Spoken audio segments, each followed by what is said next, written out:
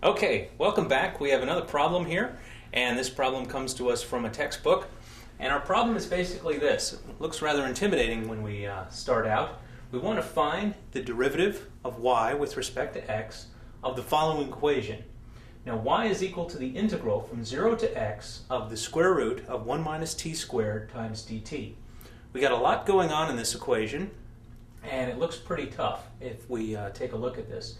So our y equation, function of y, is the integral from 0 to x. We don't know what the final integrand is, so our limit of integration here is indeterminate. We've got the square root of 1 minus t squared, and we're integrating with respect to dt.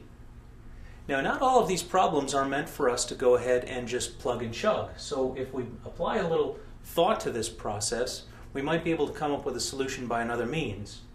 Whenever you see a function that looks like this, where we're integrating out from 0 to some undetermined value, and we've got something inside the integration that looks pretty tough, we might want to think of another means of doing this, and that other means here is actually the fundamental theorem of calculus. So let's review the fundamental theorem of calculus and see if we can apply this to this problem. So we want to recognize this problem for what it is. We want to see that it's got a certain pattern to it, and we're going to apply this theorem. So let's go ahead and itemize or list out the fundamental theorem of calculus. So we have d dx of the integral from 0 to some unknown value x of f at t dt.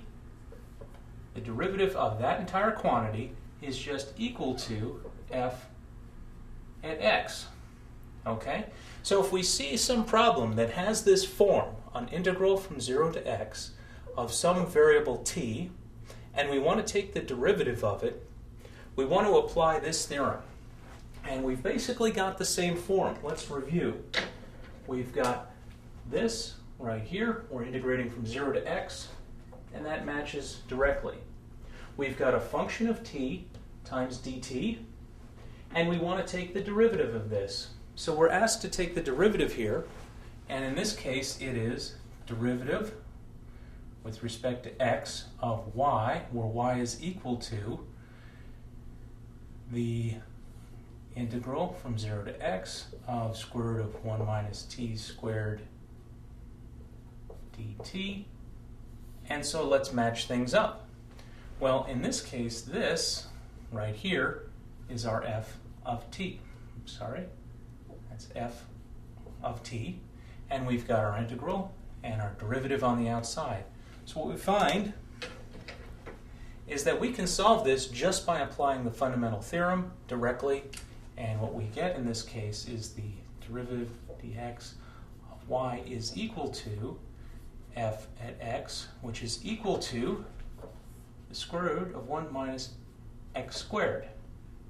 That's our solution right there. So without having to do any computation, we were able to come up with a solution by applying the fundamental theorem correctly. And sometimes these problems will just fall right out for us if we understand how to apply the fundamental theorem.